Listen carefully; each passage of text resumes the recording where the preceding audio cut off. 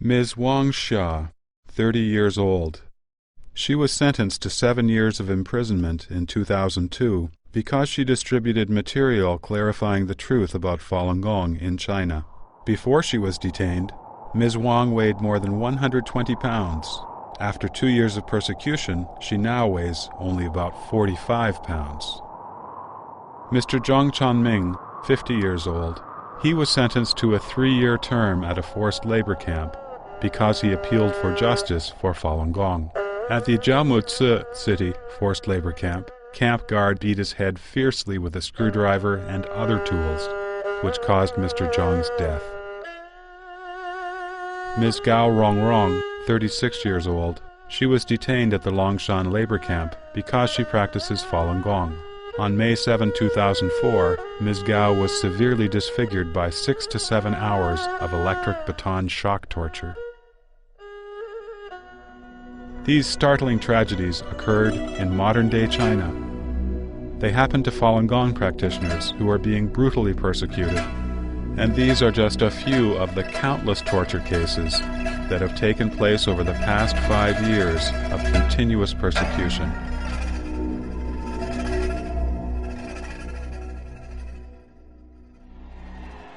In the early 1990s, the former Soviet Union and other East European communist regimes imploded one after another, marking the collapse of the world communism movement. However, the CCP, which carried out so-called economic reform, unexpectedly prolonged its life. It seemed outwardly to be an exception, showing improvement and progress. After the brutal, systematic persecution of Falun Gong became ubiquitous throughout every level of Chinese society, many people began to ponder how such a bloody and outrageous persecution could have happened again. China's social order had stabilized after the chaos of the Cultural Revolution 20 years ago. Why has China entered another, similar cycle of nightmarish events? Why is Falun Gong, which upholds the principles of truthfulness, compassion, and tolerance, and has been promulgated in over 60 countries worldwide, why is Falun Gong being persecuted only in China, but not anywhere else in the world? Doesn't this suggest that this persecution is a peculiar phenomenon?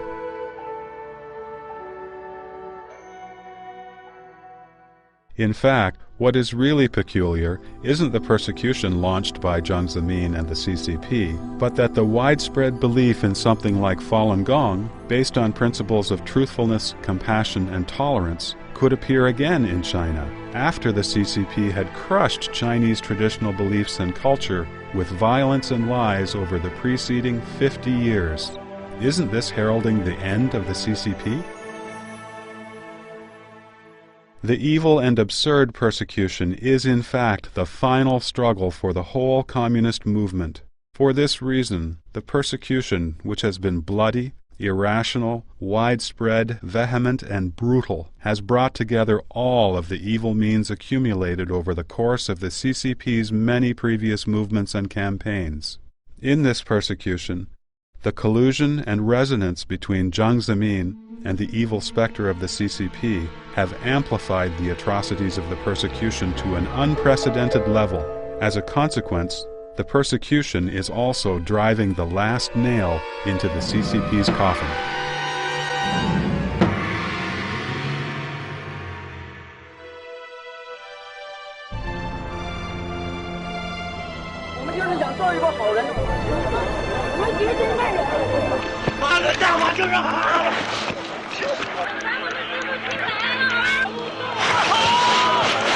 Before this page of criminal history is turned completely, let's look at Jiang Zemin and the CCP's evil acts in this persecution, and take the experience as a permanent and profound lesson for all the world's people.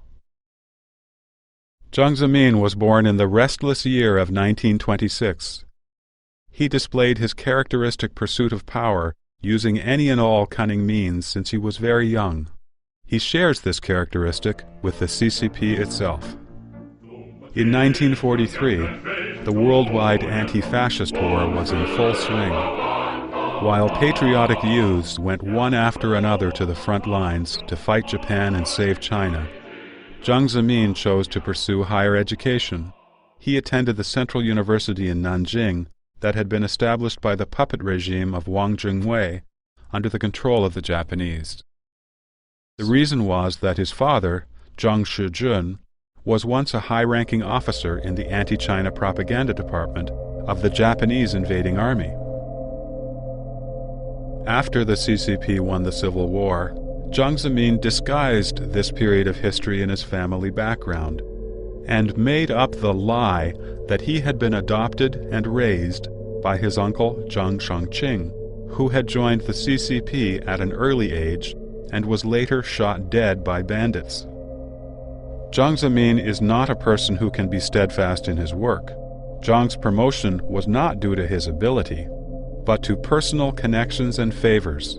In his tenure as the CCP secretary of the city of Shanghai, Jiang Zemin spared no effort in currying favor with CCP magnates like former President Li Xiannian and longtime Politburo member Chen Yun, who came to Shanghai every year for the Spring Festival. Even as the party secretary of the city of Shanghai, Jiang once stood and waited in the deep snow for several hours in order to personally deliver a birthday cake to former President Li Xiannian.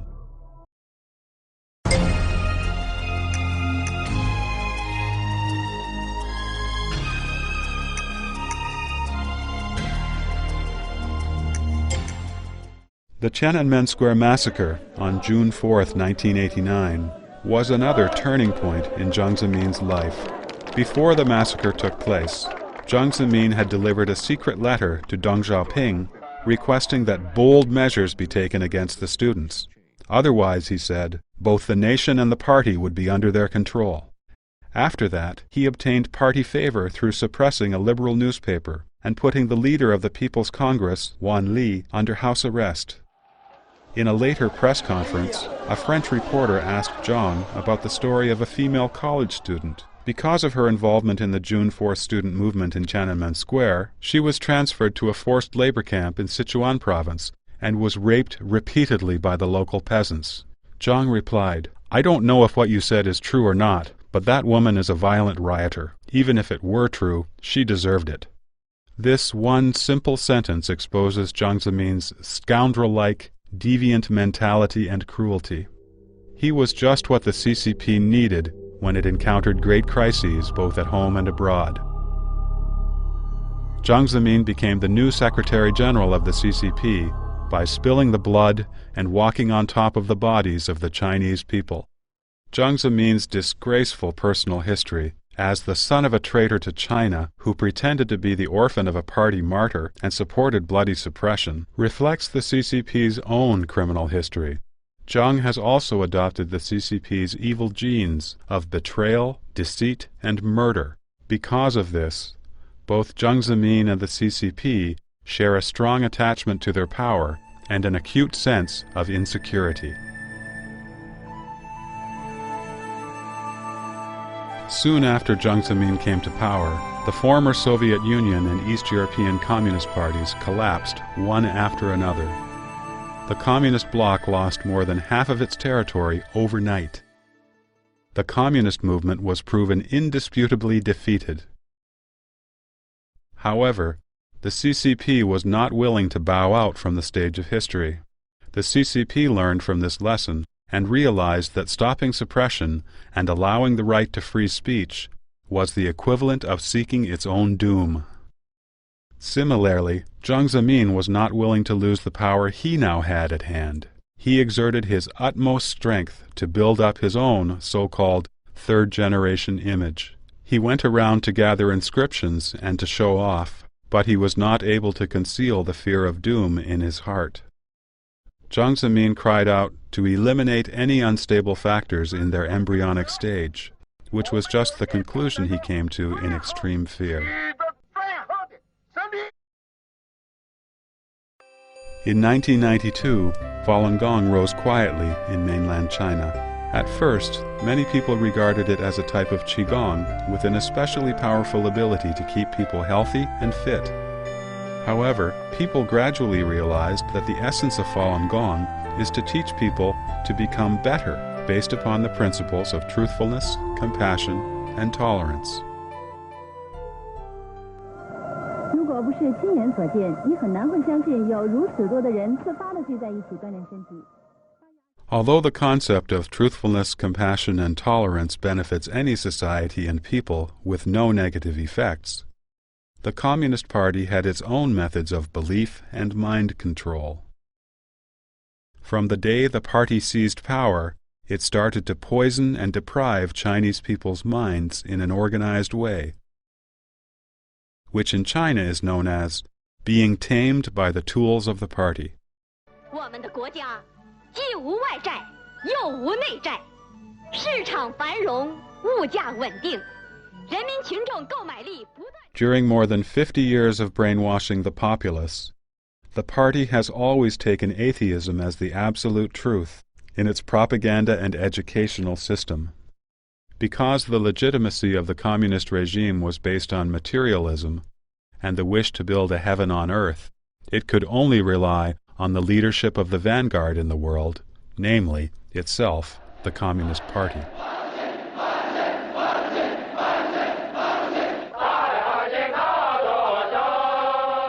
The atheists' propaganda aims to make people believe there is no heaven or hell, and no karmic retribution, so that people would no longer be restrained by their conscience. Instead, they would focus on wealth and comfort as being the reality of this world. The weaknesses in human nature could then be manipulated, and intimidation and temptation could be used to control people fully. Meanwhile, the practice of atheism enabled the Communist Party to itself interpret freely what is virtuous and what is good or bad. However, theism gives people an unchanging standard of good and bad. Falun Gong practitioners evaluate right or wrong based on truthfulness, compassion, and tolerance. This obviously hinders the CCP's efforts to unify people's thinking. Moreover, those with strong beliefs are able to see through life and death.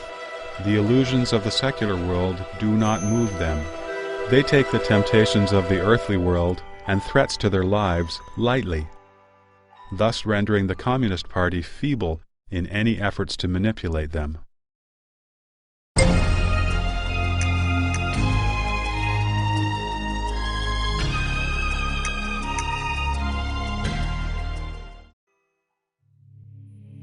The philosophy that the Communist Party has relied on for its survival, as well as its so-called ideological point of view, are completely opposite to what Falun Gong teaches.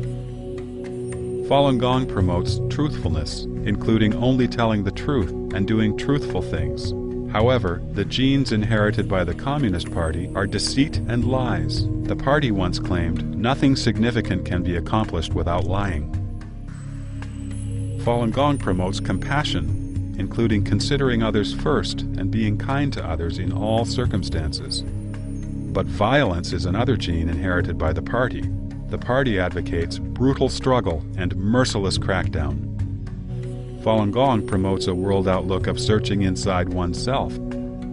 However, the Communist Party's concept of history and the world is the philosophy of struggle. The Communist Manifesto states, "The history of all hitherto existing society is the history of class struggle." Struggle has been the major means for the Communist Party to gain political power and to survive.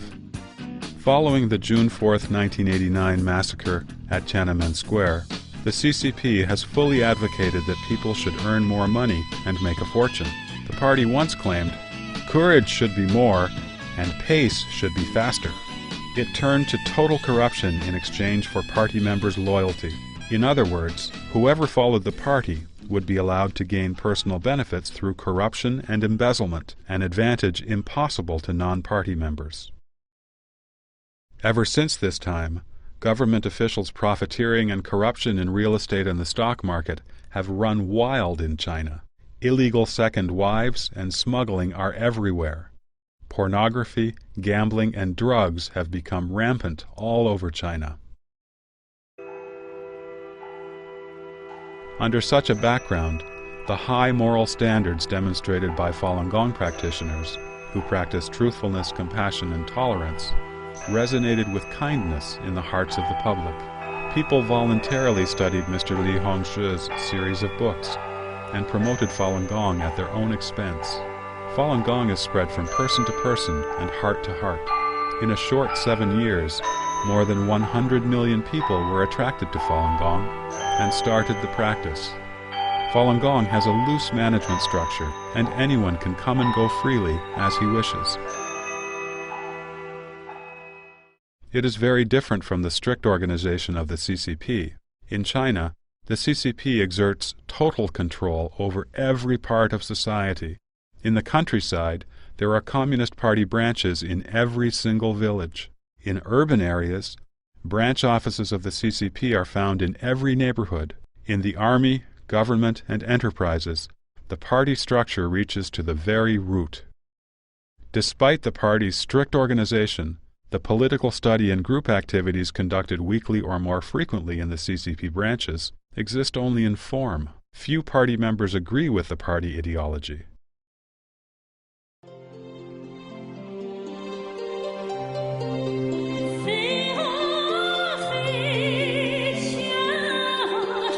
On the contrary, Falun Gong is a mirror of righteousness, which by its very nature reveals all the unrighteousness of the CCP. In fact, what Falun Gong brings to people is a culture and a way of life.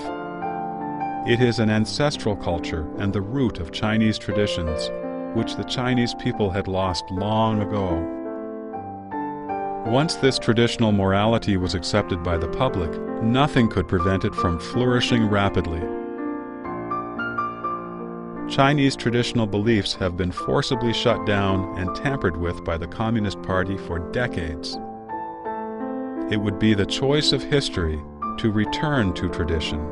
It would be the path of return chosen by the vast majority of people after tribulations and misery. When given such a choice, people can certainly distinguish between right and wrong and are likely to leave wickedness behind. This amounts to a fundamental denial and abandonment of what the Communist Party has promoted. 今天一大早，上海体育中心人头攒动，本市近万名爱好法轮大法的练功者汇聚一处，进行推广表演。 Just when more and more people started to practice Falun Gong and save a large amount of medical expenses for the country, and social morality began improving gradually, the CCP's evil nature started to show its effect. From 1994, the CCP's primary organ for watching the country's people, the Public Security Ministry, began suppression, monitoring, and investigation of Falun Gong, with the intent to fabricate accusations that could be used to frame Falun Gong. In 1996, Guanming Daily published articles denouncing Falun Gong's ideology for no reason. After that, politicians with backgrounds in public security, or disguised as so-called scientists, continually harassed Falun Gong in the state-controlled press.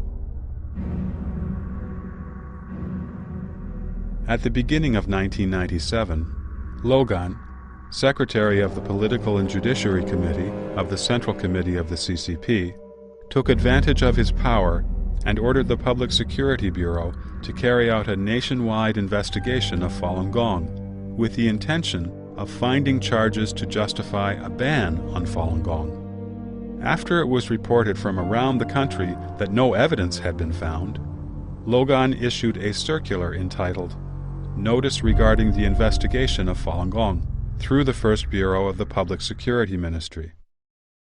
First, he charged Falun Gong with being an evil cult, and then he ordered the police departments across the country to investigate Falun Gong systematically, using undercover personnel to collect evidence. However, there certainly was a balance in everyone's heart. Many undercover public security personnel also themselves started practicing Falun Gong after they acquainted themselves with Falun Gong during the investigation. So the investigation ended up with nothing definite. Hence, the CCP had to utilize its entire organization if it wanted to suppress Falun Gong. Before this organization possessed by the evil specter, the CCP, could begin to crack down on Falun Gong, it needed the right person to initiate the mechanisms of suppression. How the head of the CCP handled the issue was crucial. As an individual, the CCP's head could possess both goodness and evil, two opposite aspects of human nature. If he chose to follow his good side, then he could temporarily restrain an eruption of the vile party nature. Otherwise, the evil nature of the CCP would manifest fully. History has given Jiang Zemin the chance to choose. However, he started his career by lying about his past, so of course he is afraid of the truth. Through suppressing people, he quickly became successful and powerful, so of course he dislikes compassion. He maintained his power through political struggles inside the party, so of course he dislikes tolerance. From a small incident, we can tell how extremely petty and jealous Jiang Zemin is. The museum at Hemudu Cultural Ruins in Yuyao County, Zhejiang Province, is a major historical and cultural site under state conservation. Originally, it was Qiao Shi, a former high-level party official, who wrote the inscription for the museum. In September 1992, Jiang Zemin saw Qiao Shi's inscription when he visited the museum, and his face turned dark and gloomy. The accompanying personnel were very nervous, as they knew that Jiang could not stand Qiao Shi, and that Jiang liked to show off so much that he would want to write an inscription wherever he went. In May 1993, using renovations as an excuse, the museum replaced Qiao Shi's inscription with one of Jiang's before the reopening. Mao Zedong is said to have 4 volumes of profound and powerful writing, whereas the selected works of Deng Xiaoping had his cat theory with its flavor of practicality. Jiang Zemin exhausted his brain but could only come up with 3 sentences, yet he claimed to have come up with the so-called 3 represents. Regardless, the party members still didn't respect Jiang Zemin, even a little bit. They spread gossip about his affair with a singer, about the embarrassing episodes where he sang in public when he traveled abroad, and his diplomatic faux pas of combing his hair in front of the King of Spain.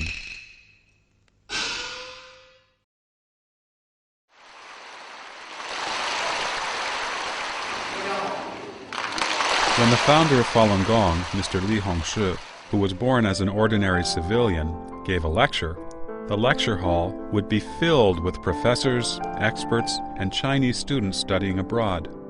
Many people with doctorates or master's degrees flew thousands of miles to listen to his lectures. Mr. Li lectured on the stage for several hours, and he did so eloquently without referring to any notes. Afterwards, the lecture could be transcribed and published as a book. All these things were unbearable to Jiang Zemin, who was vain, jealous, and petty.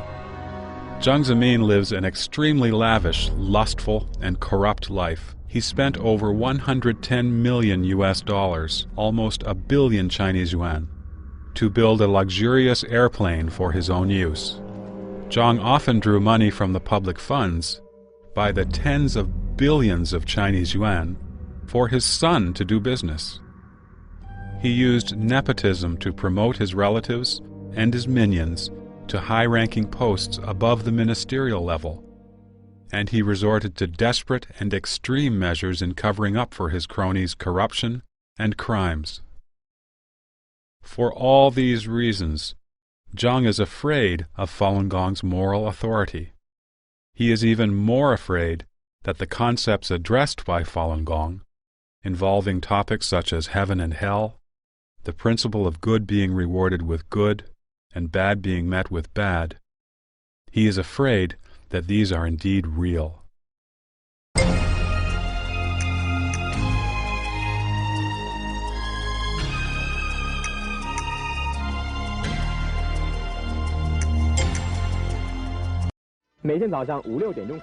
Although Jiang Zemin wholeheartedly intended to exterminate Falun Gong out of his own personal spite, he was incapable of doing much, as Falun Gong is rooted in traditional Chinese culture and has become so popular as to gain a broad social basis.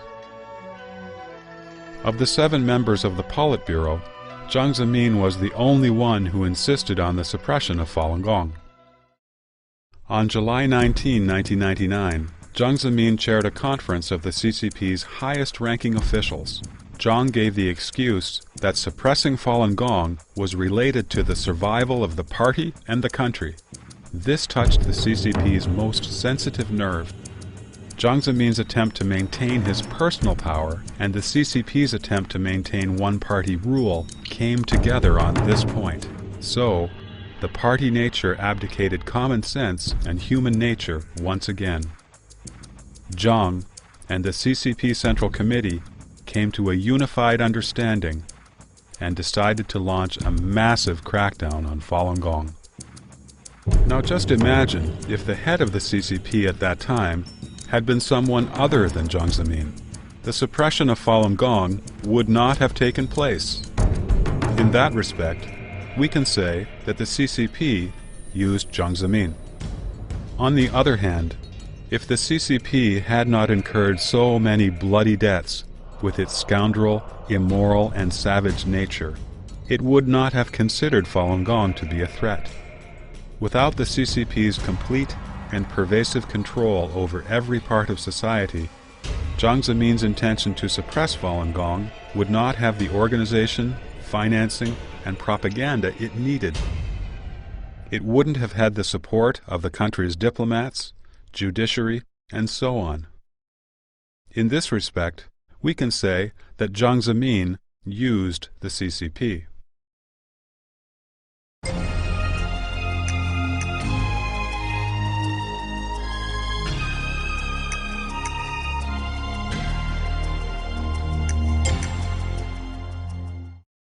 During the Central Committee's working conference in 1999, in which the suppression of Falun Gong was ordered, Jiang Zemin claimed, "I just don't believe that the CCP can't beat Falun Gong." His words instigated and strengthened the will and arrogance of suppression on the one hand, and on the other hand, they also exposed the CCP's realization of its own impending doom. The suppression was insane and hysterical from the beginning. In 1999, during the APEC summit held in New Zealand, Jiang Zemin completely dispensed with any pretense and handed out pamphlets defaming Falun Gong to every one of the heads of state of the more than 10 countries attending the conference. He labeled Falun Gong an evil cult in front of the foreign media. By taking advantage of the CCP's organizational principle that the entire membership of the party is subordinate to the Central Committee, Jiang Zemin passed orders to set up the Office for Dealing with the Falun Gong issue in the Central Committee on June 7, 1999, the 610 Office. The 610 Office technically reports to the State Council, but in fact, it is a party organization that is allowed to exist outside of the established framework of the state and central government. It is free from any legal restriction, any regulation, and all national policies. It is an all-powerful organization, very similar to Nazi Germany's Gestapo, with powers far above and beyond the legal and judiciary systems. It employs the resources of the country as it sees fit. Using this type of temporary arm of the dictatorship is a tactic that the party has often repeated in its total disregard of the law. During previous political purges, the party always utilized extrajudicial tactics and set up extrajudicial temporary organizations such as the Central Cultural Revolution Team to lead and spread the CCP's tyranny to the whole country. Under the instigation of the 610 Office, the suppression exploited all state machinery. The army and paramilitary police have directly taken part in the abduction and arrest of Falun Gong practitioners. The news media in China have fabricated and spread lies. The state security system has made chaos in society and among Falun Gong practitioners by fabricating false articles in the name of Falun Gong founder Li Hongzhi. The National People's Congress and the judicial system have put on airs of legality and the garb of the rule of law to justify crimes committed by Jiang Zemin and the CCP. The diplomatic system has spread lies in the international community. It has enticed foreign governments, senior officials, and international media with political and economic incentives so that they will remain silent on the persecution of Falun Gong. The black cloud of oppression that began to choke the country signaled that something as drastic as the Cultural Revolution was about to start all over again. During its long-term reign of tyranny and heavy-handed rule, the party has created the strongest and most evil system of state terror. It employs violence, lies, and information blockage. In all of its previous political movements, the party accumulated systematic and effective methods and the experience to punish, harm, and kill people on a large scale. The party's levels of inhumanity and deceit are at the highest professional level. Its scale and extent are unprecedented. At the beginning of the suppression, Jiang Zemin established 3 core policies of the persecution: to ruin Falun Gong practitioners' reputations, to bankrupt them financially, and to destroy them physically.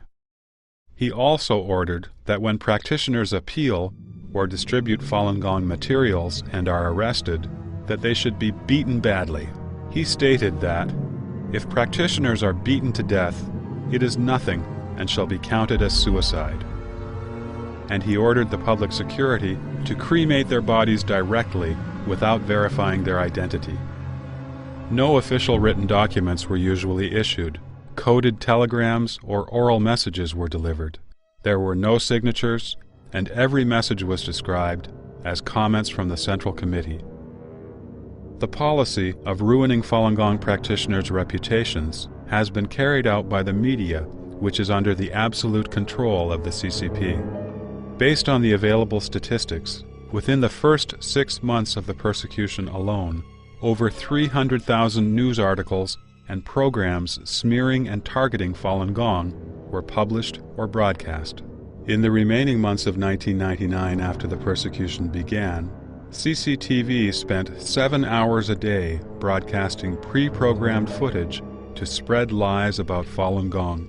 Producers of these programs started by distorting and falsifying speeches by Mr. Li Hongzhi, founder of Falun Gong, then threw in cases of so-called suicide, murder, and death due to refusal of medical treatment. They did everything they could to smear and frame Falun Gong and its founder. As with previous political movements launched by the CCP, the purpose of criticism and spreading rumors was to instigate and provoke one part of society to fight another part of society. However, this time, people who had experienced many political movements were sick of the CCP's overwhelming criticism and propaganda. They would rather put their time and energy into earning more money and making a better life for themselves. Falun Gong practitioners keep appealing for Falun Gong and clarifying the truth to their relatives, their friends, colleagues, and leaders in their work units, as well as to the public security organizations and government departments. So, although the CCP media made a strong attack on Falun Gong at the surface, the effect of the suppression was not as it wished. In their commentary on November 25, 1999, the People's Daily had to admit that an inclination to battle weariness existed, saying that many people's response to the suppression was that it was just some people practicing Falun Gong and keeping fit, that it wasn't worth going to war. The criticism of Falun Gong was being viewed as a storm in a teacup. In order to carry out the battle of exposing and criticizing Falun Gong to the end, the CCP believed that hatred was a necessary condition. If there was no hatred, the CCP could make hatred. So, the farce of the so-called self-immolation at Tiananmen Square was created on the Chinese New Year's Eve in January 2001. This particular farce may be the CCP's lie of the century.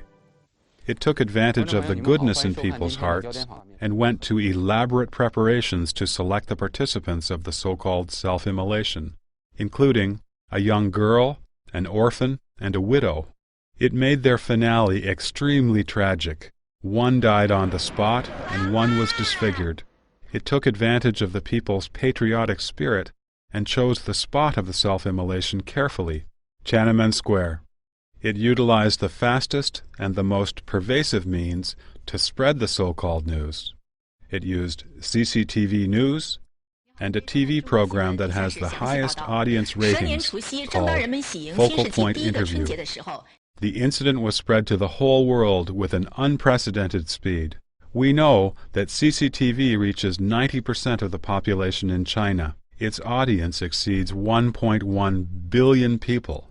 The CCTV uses 4 languages, including Chinese, English, French, and Spanish, and many dialects, to cover the world through its satellite transmissions. So, as soon as the self-immolation farce came out, the whole of China saw it, the United States saw it, and even Taiwan saw it.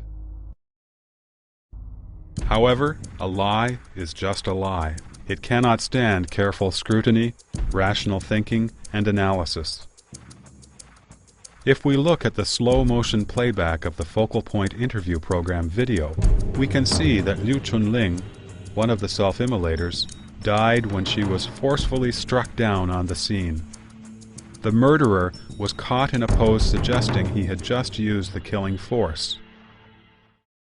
The footage reported that Wang Jindong was seriously burned, but his hair, which usually is the first thing to burn in a fire, was untouched, and the plastic Sprite bottle filled with gasoline remained intact between his knees. Liu Baorong, another of the self-immolators, claimed she drank about half a bottle of gasoline, but common scientific sense tells us that drinking 1/10 of an ounce of gasoline per pound of body weight will cause death. The little girl, Si Ying, could talk with the interviewers very clearly just a few days after she had a tracheotomy. If the purpose of self-immolation was to ascend to heaven, why not go to a spot with beautiful scenery rather than go to Tiananmen Square, where the police are constantly on high alert? If the self-immolation was to protest the persecution, doesn't the fact that anyone would do such a thing show how cruel the CCP's suppression must be? Later, this incident was criticized by numerous international organizations as a government-staged action meant to deceive the public. While being interviewed, a member of the TV crew admitted that some of the footage shown on CCTV was in fact shot afterwards. The unscrupulous nature of the oppressors is obvious. In fact, Falun Gong clearly requires that practitioners cannot kill lives. Suicide is also a sin. Mr. Li Hongzhi even clearly pointed out in the book Zhuan Falun that those who just practice the sets of movements but do not upgrade their character according to the requirements of Falun Dafa cannot be regarded as Falun Gong practitioners. Only those who really behave according to the character standards of truthfulness, compassion, and tolerance can be regarded as true practitioners. These participants claimed themselves to be Falun Gong practitioners, but what they said and did departed from Falun Gong's principles and teachings. While spinning out rumors and fabricating lies, the CCP has done everything in its power to block the flow of information. It has relentlessly suppressed any overseas reports on Falun Gong activities, as well as any reasonable defense by practitioners. All Falun Gong books and other documents have been destroyed. Extreme measures have been taken to guard against any foreign media attempts to interview Falun Gong practitioners in China, including expelling journalists from China, pressuring foreign news media, and forcing them to be silent by threatening to ban them from China. After exposing the facts about the rape suffered in detention by Ms. Wei Xingyang a Falun Gong practitioner and graduate student at Chongqing University. 7 Falun Gong practitioners in Chongqing were charged and given long prison terms. At Tsinghua University alone, over a dozen teachers and students were given long prison terms for handing out materials on Falun Gong. On March 5, 2002, the cable television network in Chongqing City was tapped into to air the real story about the self-immolation to the Chinese public. Jiang Zemin responded with both hatred and fear. He personally issued the order to kill without mercy Falun Gong practitioners who attended the incident of tapping. In several days, more than 4,000 Falun Gong practitioners had been abducted and arrested in Chongqing City. They were tortured seriously in order to extort confessions. 18 were sentenced to long-term imprisonment. Practitioners including Liu Haibo and Liu Chongjun were tortured to death. At the same time, lies were spread out one after another. Even the so-called self-immolation at Tiananmen Square was specially added into the school textbooks of ideology and morality. The CCP utilized the state education system to interpret the slander and hatred of Falun Gong as positive ideology and behavior, and indoctrinated young children with these ideas. Those who have been deceived are still the most willing to believe the CCP's lies. They also believe they hold the truth, so they carry hatred in their minds and curse Falun Gong and practitioners who pass out materials clarifying the truth about the persecution. The indulgence of Jiang Zemin and the CCP in such wanton massacre and persecution throughout China has been the biggest sorrow and misfortune of the Chinese people. The entire state apparatus of the CCP has carried out a policy of bankrupting Falun Gong practitioners financially. In addition to the 610 office, which has spread to all towns, counties, cities, and provinces in the country, sectors of society that participated in the persecution also include all levels of party organizations, the communist youth leagues, business associations, women's federations, student and scholar associations, labor unions, neighborhood committees, and all ministry committees. Academia, religion, literature, art, science, technology, and so on have also been involved in the persecution. Even a so-called anti-cult association was set up for this purpose. Also, authorities wantonly imposed high fines on Falun Gong practitioners and ransacked their homes. In the city, Falun Gong practitioners have faced the penalty of being laid off. In the countryside, the authorities have threatened to confiscate practitioners' land. The CCP has not overlooked retirees either. Their pension plans have been terminated, and the government has evicted them from their residences. Some practitioners in business have had their properties confiscated and bank accounts frozen. On the other hand, the CCP invested enormous amounts of the nation's financial resources as capital to fuel the persecution. This includes the police resources used to persecute Falun Gong for so long, the human, material, and financial resources used to keep surveillance on practitioners in their workplaces, the development of detention centers, labor camps, and prisons, the expense of filming, producing, and airing the various slander programs used for the long-term propaganda campaigns to sway public opinion, the expense of holding brainwashing classes throughout the whole country, the expense of the internet blockade and internet police to screen and monitor for Falun Gong content, and the cost of the diplomatic system treating Falun Gong as a core issue, and on and on. In 2001, inside information from the Public Security Bureau showed that, at Tiananmen Square alone, the daily expense of arresting Falun Gong practitioners was between 1.7 and 2.5 million yuan. Unlike in previous movements, in the persecution of Falun Gong, the CCP adopted a policy of combining guilt by association with financial incentives. On November 26, 1999, People's Daily recommended a struggle experience to companies in the entire country. The theme was establishing the policy of leadership responsibility. The party secretary was to be held responsible if there were any Falun Gong practitioners in his work unit. Regulations were established to define the responsibilities of management, making the party secretary the primary person responsible for the Falun Gong issue. The party committee in each unit signed contracts with their superiors, and the superiors also had clearly defined responsibilities. Each of the superiors would take care of a subordinate work unit and establish a team in that unit to focus on dealing with one practitioner. If Falun Gong practitioners in any particular work unit or state enterprise were found to appeal for Falun Gong, the leaders and the employees of these units would not receive bonuses, nor would they get promoted. Family members and relatives of Falun Gong practitioners also faced the threat of dismissal from work, or having their children expelled from school, and of being evicted from their residences.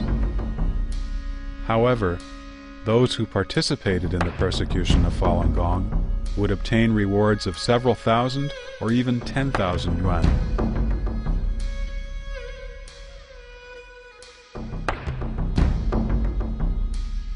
The gruesome policy of destroying Falun Gong practitioners physically has been primarily carried out by the police, procuratorate, and the court system in China. Based on statistics gathered by the Clear Wisdom website, at least 1,700 Falun Gong practitioners have died from the persecution in the last 5 years.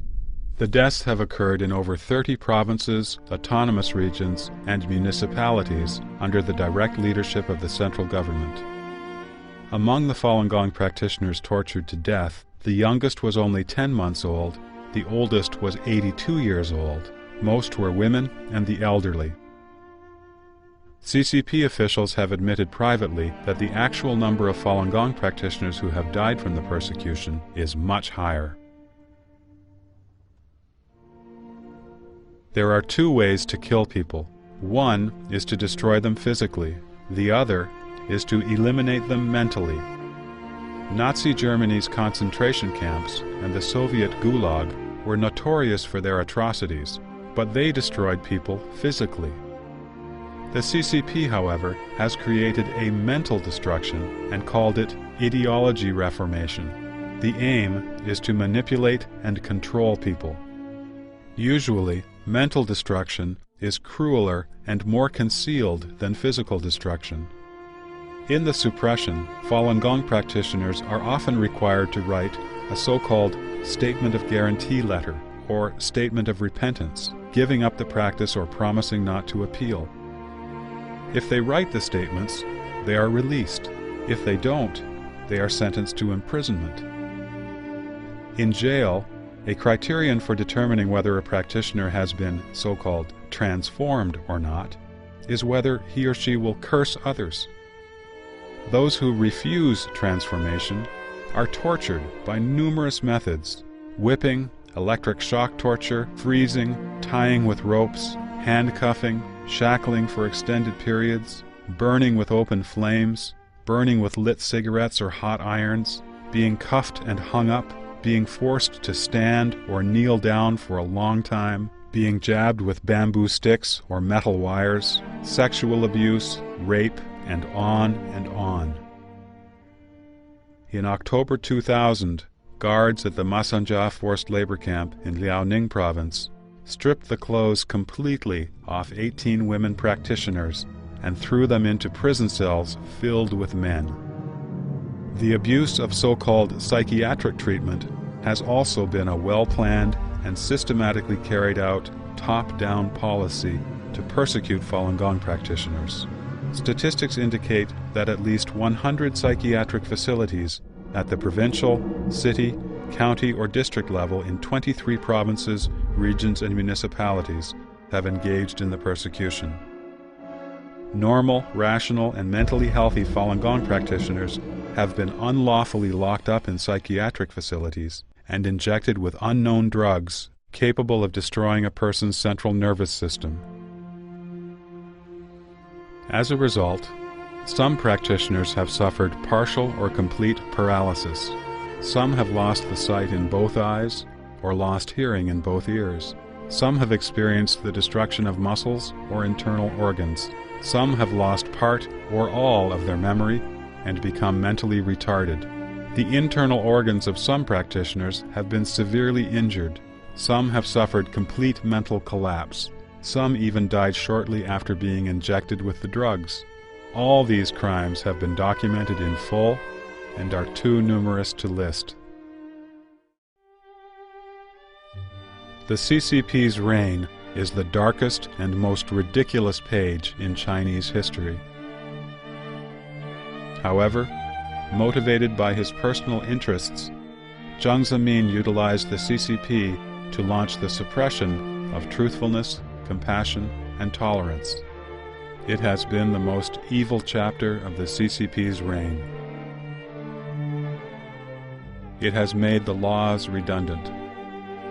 Morality and human nature have been ruined. It has brought fatal pressure to its financial system, now about to crash. And it has dragged the country and its people into crime and disaster.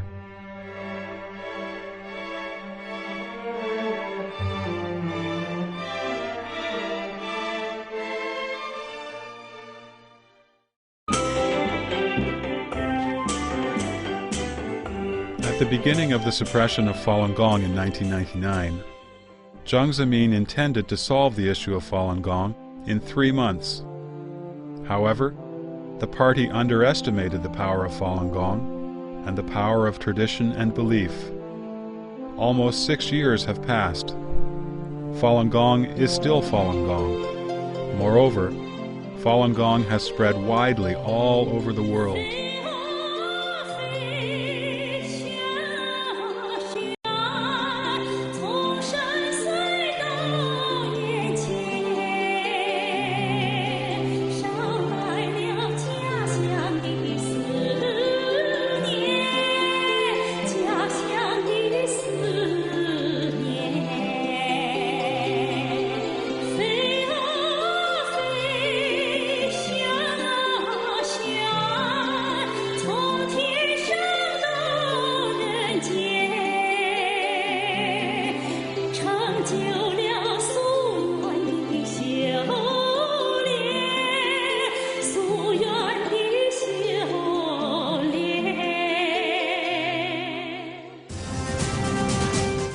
The notorious Jiang Zemin is now beset with troubles both at home and abroad, and is facing many lawsuits and appeals seeking to bring him to justice.